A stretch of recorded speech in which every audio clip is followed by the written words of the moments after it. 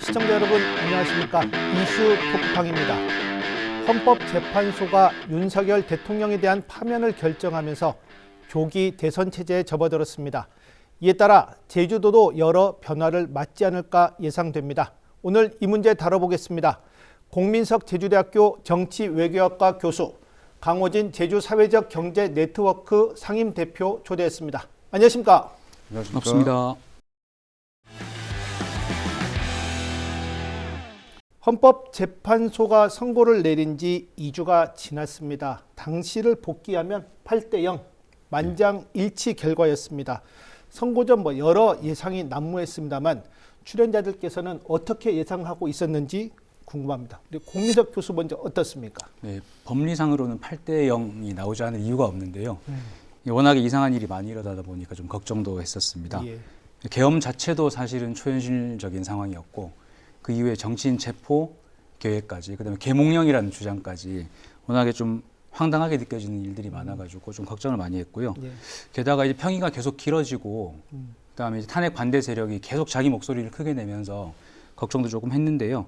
결국은 만장일치로 판결이 나왔고 그다음에 이제 그 굉장히 일반인들이 받아들이기 쉽게 그 판결문도 나와서 저는 결과적으로는 잘 마무리됐다 그렇게 생각하고 있습니다. 예. 우리 강호재 대표는 어떻게 예상했습니까? 축구 경기는 아닙니다만은 저도 명료하게 8대0으로 예상했었고요. 다행히 아까 교수님 말씀처럼 판결문 내용 자체도 저희 같은 일반 시민들도 이해하기 쉽게 해주셔가지고 결과적으로 잘됐다고 판단합니다. 예. 2월 25일 변론 종결 후 38일 만에 선고였습니다. 딱 정해진 건 없지만 과거 사회에 비하면 꽤 길었던 시간이었습니다. 선고가 늦어지다 보니 여러 논란도 있었는데 이번 판결이 주는 의미 어떻게 보고 있는지 궁금합니다. 저는 헌법재판소라는 상당히 최고의 법률기관임에도 불구하고 저는 국민들의 마음, 시민들의 명령에 따라서 판결해 준 것은 매우 의미 있는 일이 아닌가라고 생각하고요. 또 이번 또 기점을 해가지고 헌법의 가치, 헌법재판소의 가치를 다시 한번 돌아보게 되는 중요한 계기였습니다. 예. 공 교수는 어떻습니까? 제가 가장 인상적이었던 부분은 이제 민주공화국의 주권자인 시민의 그 국민들의 신임을 배반했다라는 부분 하나 하고요. 그 다음에 군을 시민하고 대치하게 만들었다. 그 부분 두 가지가 되게 재밌게 이제 봤었고 이번 판결로 정치 위기가 완전히 해소가 된 건 아니지만 그래도 최소한 한국 민주주의가 아직은 건강하다는 걸 보여줬다는 의미가 있을 것 같고요.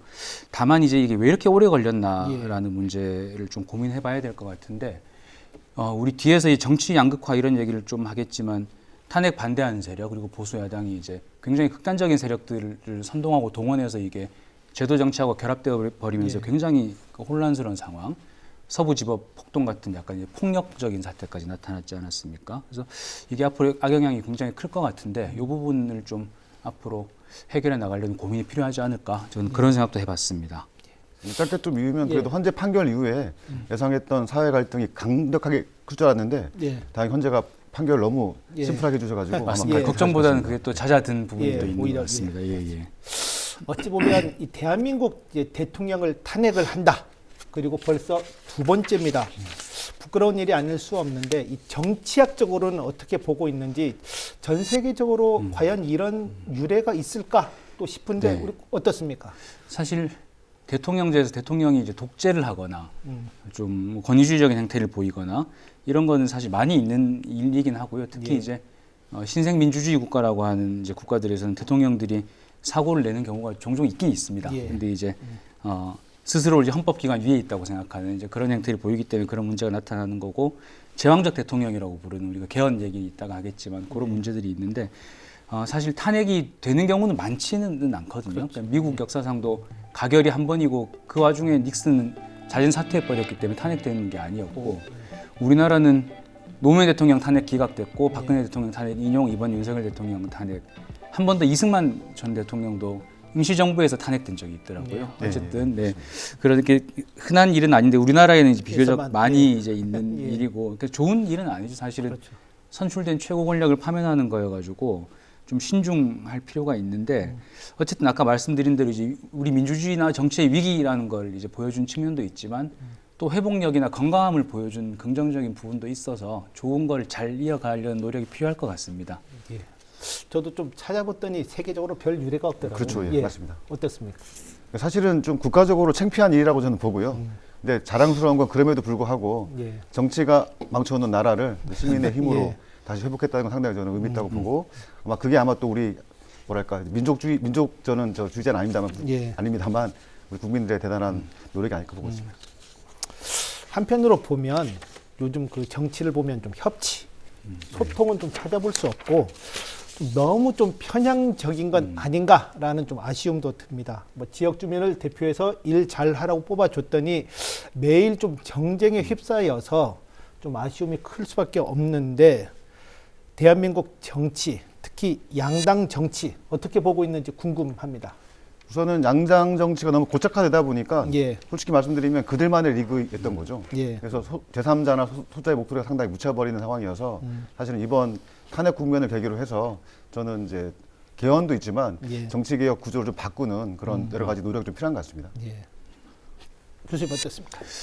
저는 이제 개헌이나 뭐 정치구도 얘기할 때 이제 대통령제나 내각제, 양당 정치나 다당 정치, 그러니까 일장일단이 이제 있다고 보고요. 그러니까 양당 정치 자체가 이제 문제라기보다는 하나는 이제 제가 말씀드리고 싶은 거는 제도 안에 있느냐 그 선은 넘느냐. 예를 들면 윤석열 대통령이 계속 그 야당의 입법권에 대해서 그 거부권으로 맞서고 야당은 계속 탄핵을 하고 어쨌든 좋은 모습은 아니지만 그거는 제도 안에 있는 모습이라고 생각을 하거든요. 그런데 이제 아까 말씀드린 이제 이 정치적 양극화 얘기할 때 극단주의 세력이 제도권 안으로 들어오면 그 부분은 조금 달라진다고 봅니다. 그게 이제 하나가 있고 또 다른 하나는 지금 이제 강호진 대표님 말씀하신 대로 한국의 양당 정치는 조금 이제 문제가 있는 것 같아요. 그래서 변화를 좀 고민을 해볼 필요가 있는데 이게 이제 지금 한국의 양당 정치가 사실은 이제 승자 독식의 게임이기 때문에 나타나는 거잖아요. 그래서 대통령이 어떤 식으로든 대통령이 되기만 하면 어떤 권력을 독차지하고 마음대로 자기 정파의 이익을 추구하면서 이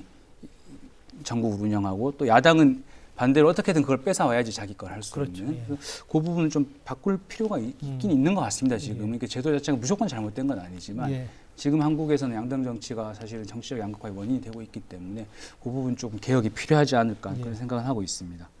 하여튼 뭐 양당 정치 폐해 뭐 적지 않지 않을까 그런 생각도 들고 금방 뭐 승자 독식 문제도 얘기해 주셨는데 우리나라 그 좀 정치 제도와 관련해서 좀 개선해야 할 부분 뭐 어떤 것들이 좀 있겠습니까?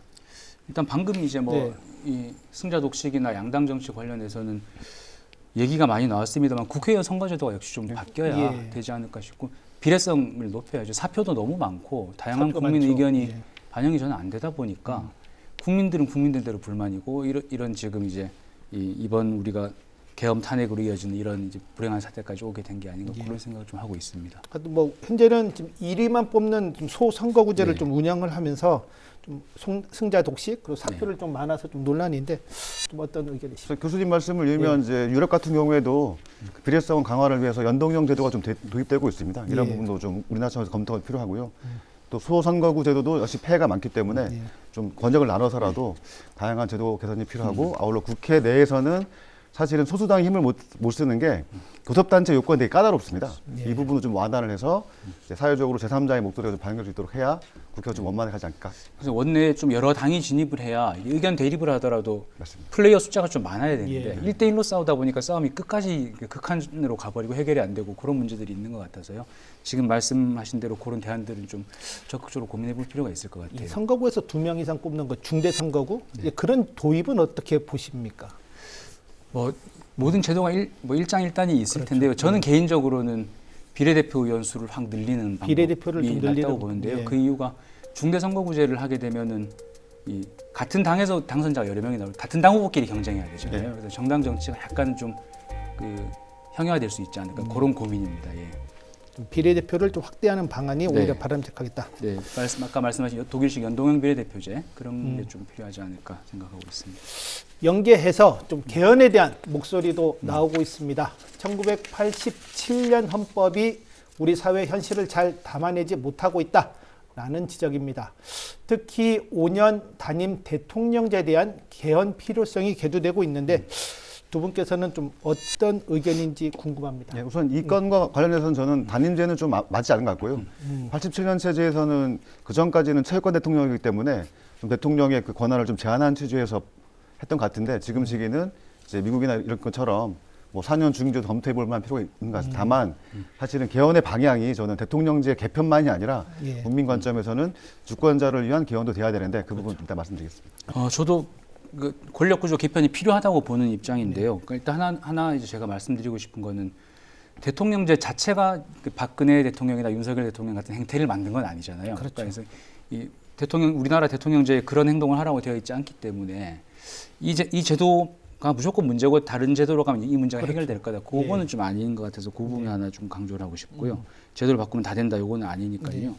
그다음에 이제 대통령제든 내각제든 좀 그 성공하기 위한 조건들을 좀 따져볼 필요가 있다. 예를 들면 의원 내각제면 정당 정치가 좀 잘 굴러가야 될 거고 뭐 이런 조합들이 있으니까요. 그걸 좀 고민이 필요할 것 같고, 그러니까 지금 개헌의 방향을 도출하는 게 중요한 것 같거든요. 지금 말씀해주신 대로 제왕적 대통령의 권한을 좀 축소해서 분권형으로 가는 거. 그다음에 아까 우리 얘기 나왔던 승자 독식 선거제도를 좀 바꿔서 이렇게 의회 구성을 좀 다원화시키는 거. 요 두 개를 좀 조합해서 얘기를 해볼 수 있을 것 같고요.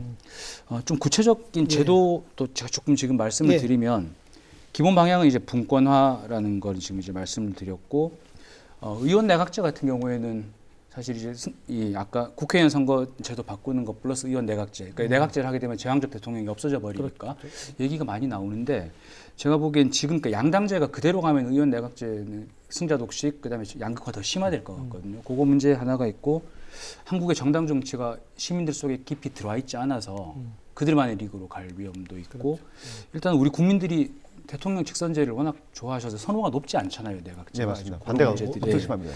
하나 있을 것 같고, 그다음 또 하나 지금 이제 강 대표님 말씀하신 저도 4년 중임제가 괜찮다고 보는 편인데요. 그렇게 가려면 이제 중요한 게 총선 주기하고 대선 주기를 어떻게 맞출 거냐가 중요한 것 같아요. 미국처럼 총선 대선 주기를 이제 똑같이 맞추자는 얘기가 지금 있는데 4년 하면은 여대 야소, 그러니까 제왕적 대통령 권한이 더 강화될 위험이 있어가지고 이걸 총선을 그럼 대통령 임기 중간에 어떻게 끼워넣어서 중간 평가 성격을 도모할 수 있을 것인가, 이런 고민도 좀 구체적으로 해볼 필요가 있을 것 같습니다. 예. 이번 뭐 조기 대선과 함께 좀 개헌 좀 같이 하자라는 좀 의견도 있습니다. 뭐 찬반 논란도 있긴 한데 이 부분에 대해서는 좀 어떻게 생각하고 있는지 궁금합니다. 저는 개헌이 지금 긴급한 과제인 건 맞는데 예.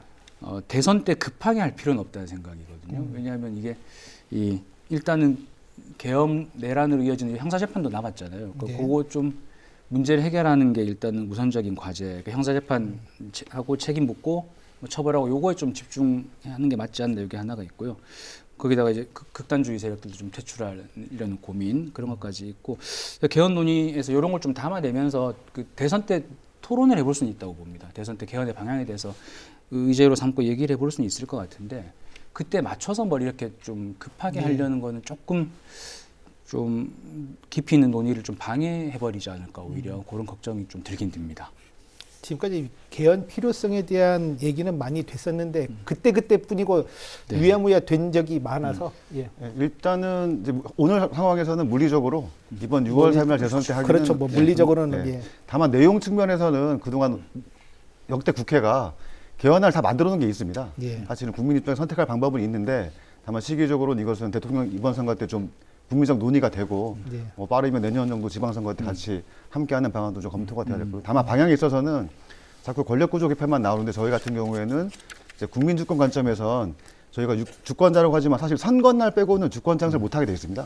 그래서 그런 내용들이 예를 들면 국민 발안제도 좀 필요한데 이런 것들이 좀 개헌의 내용에 반영이 돼서 말로만 민주공화국이 아니라 내용으로 갈 수 있도록 헌법 개헌도 필요한 것 같습니다. 관련해서 하나 또 말씀드리면, 저는 그 지방 분권 관련 내용도 좀 개헌에 많이 들어가야 된다고 보거든요. 그 지방 분권, 그다음에 지금 사실 지방 분권이 제대로 안 되는 게 지방 재정이 부족해서 그렇잖아요. 그래서 뭐 세금 관련해서 지방에서 좀 세금을 지방 정부에서 더 가져갈 수 있는 방향이라든가, 전반적으로 그런 분권형 개헌 뭐 이렇게 이름을 붙여서 권력 구조, 그다음에 이제 뭐 지방자치, 지금 말씀하신 국민이나 주민자치 묶어서 좀 같이 논의할 수 있는 기회가 됐으면 좋겠습니다. 이 부분도 추가로 말씀드리면 제주도가 포함된 전국 17개 치도지사 협의회에서도 분권형 개헌에 대한 내용이 좀 많이 만들어져 있어서 이번 대선 과정에서는 논의가 됐으면 좋겠습니다.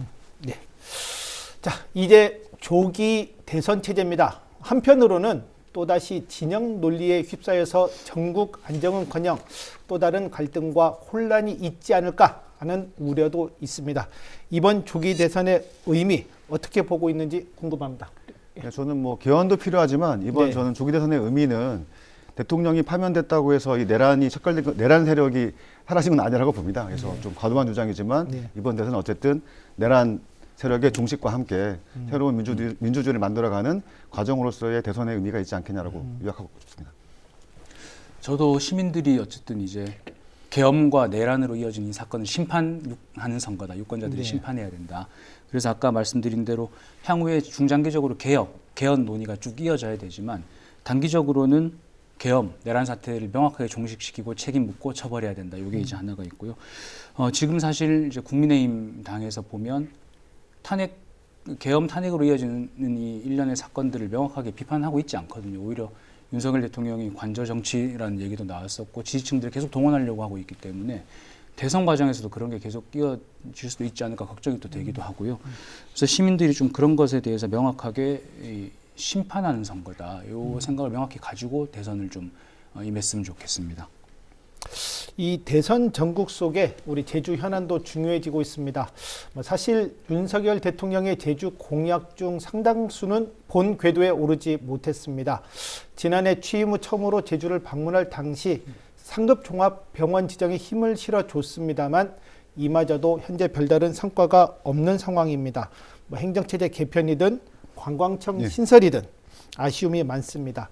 조기 대선 속에 우리 제주 현안 좀 어떻게 담아내야 할지 우리 강호진 대표 한 말씀 좀 해주시죠. 예, 우선은 제주도청에서도 그 대선 관련해서 23개의 정책 과제를 마련해서 각 정당에 제안을 한 것 같습니다. 예. 그 속에 뭐 중요한 내용도 있고 아닌 것도 있는데 저는 그런 내용들을 각 정당들이 좀 발굴할 필요가 있고요. 예. 아울러서 저는 이제 행정만이 아니라 도민들께서도 대선 국면에서 제주가 할 수 있는 제주의 미래를 밝힐 수 있는 좀 의제를 좀 만들어서 그런 것들을 이제 각 대선 정당이라든가 후보들이 전달하면서 후보들이 좀 수용하는 그런 과정을 통해서 좀 제주도의 좀 가치를 반영할 수 있는 과정이 조금 있었으면 좋겠습니다. 예.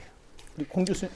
네, 지금 뭐 윤석열 대통령 공약이었던 신항만, 예. 상급병원, 관광청 신설 다 일단은 지금 끝난 거잖아요. 예. 그리고 이제 지금 탄핵이나 개헌 이게 소위 중앙정치 이슈여가지고 지역 이슈가 다 묻혀버릴 위험이 있거든요. 예. 그래서 대선 때까지 이제 뭐 국민의힘이든 민주당이든 지역 이슈를 어떻게 발굴해서 중앙정치에 좀 어필하고 대선 이슈로 만들지를 고민을 해봐야 될 것 같고요. 저는 뭐 개인적으로 아까 말씀드린 지방분권, 지방자치 강화, 그러니까 주민자치 강화 그거 하나 하고 다른 하나는 좀 시민들이 체감할 수 있는 지역 밀착형 공약 같은 걸 좀 발굴해서 이 지역 정치권에서 좀 적극적으로 중앙에 어필을 했으면 좋겠고요. 그렇지 않으면 사실은 이 지난 촛불혁명이라고 부르지만 그때도 마찬가지고 지금도 그렇고 탄핵이 이제 권력의 교체이긴 하지만 시민들 삶에는 특히 지역에서는 크게 체감이 안 될 수도 있잖아요. 그래서 그런 부분들을 좀 지역에서 고민을 많이 했으면 좋겠습니다.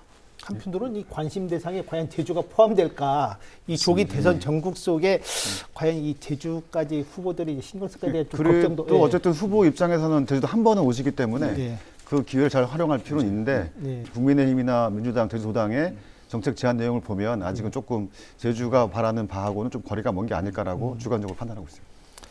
이번 좀 제주와 관련해서 반드시 좀 반영해야 할 공약 같은 게 있다라면 좀 어떤 게 있을런지 우리 공 교수께서 네. 먼저 한 말씀 해주신다면. 강호준 대표님 워낙 잘 하실 것 같아서 예, 저는 예. 아까 이제 지역 밀착형 공약 말씀드렸으니까 윤석열 대통령이 얘기했던 것 중에서 이제 안 된 것 중에 하나 상급병원. 예. 저는 이제 사실 이제 지역 주민들이 육지하고 이제 이격돼 있는 조건 속에서도 상급병원이 없다 보니까 거의 의료 쇼핑하러 서울에 계속 가야 되는 그런 문제, 예. 비용도 예, 많이 맞습니다. 들고 예.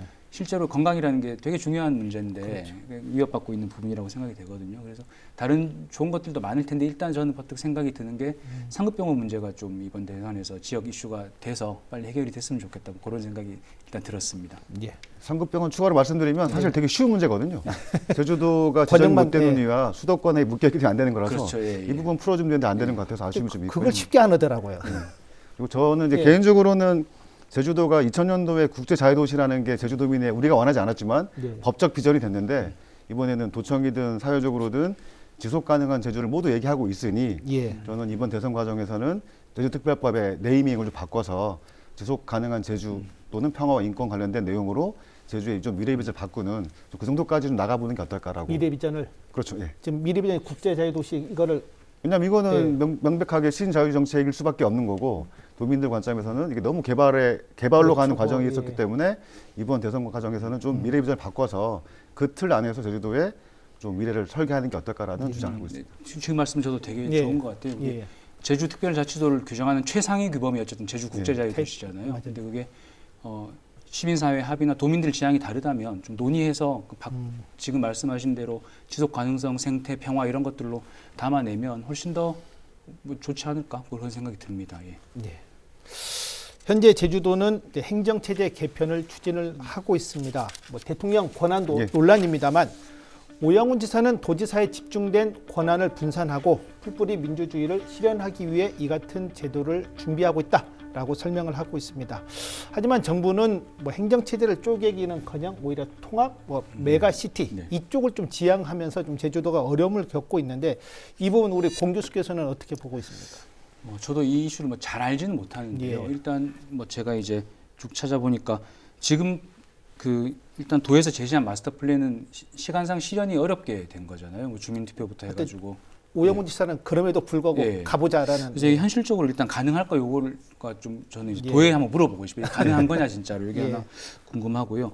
그 다음에 이제 풀뿌리 자치라는 기본 방향은 저는 동의를 하는데요. 그게 꼭 반드시 지금 이 세 개의 행정시를 이제 기초단체로 만들고 거기서 이제 지방자치를 해야지 되는 건지 오히려 지금 제도 그대로 두고 효율성을 유지하면서도 풀뿌리 자치는 뭐 동이나 마을 단위로 확 확대할 수 있는 방향은 또 있지 않을까 그런 생각이 들어서 그러니까 세 개 시를 만들고 그걸 가지고 이제 기초단체로 만드는 이제 지방자치로 간다 이게 꼭 그 방향만 고집할 필요가 있을까 이런 의문이 좀 들어서 이 시간 현실적인 조건도 그렇고 반드시 그것만 답인가 이런 의문도 있고 좀 뭐 그렇습니다 저는.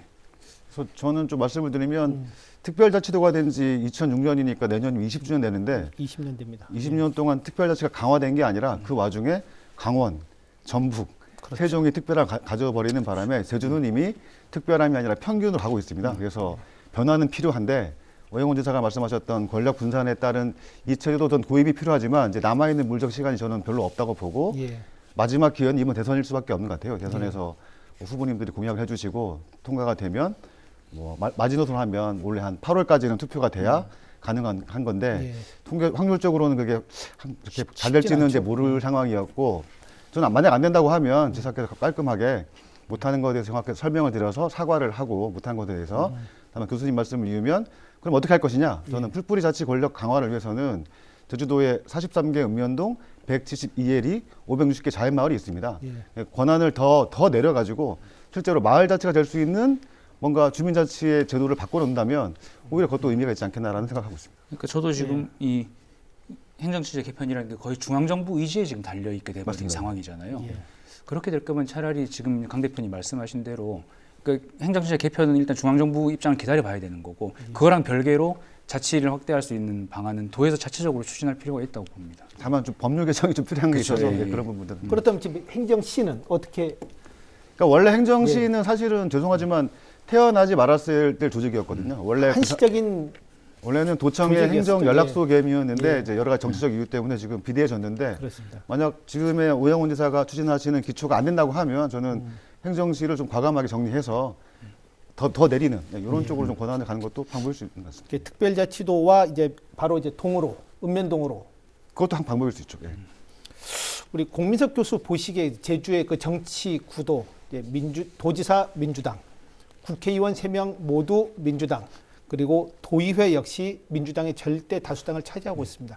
제주의 정치 구조 어떻게 보고 있습니까? 지금 말씀하신 그대로죠. 제가 처음에 제주에 와서 이제 느낀 것도 마침 제주에 오자마자 한 신문에서 이제 그 칼럼이 나온 걸 봤는데요. 제주도는 어떻게 민주당의 섬이 되었는가라는 칼럼이었었거든요.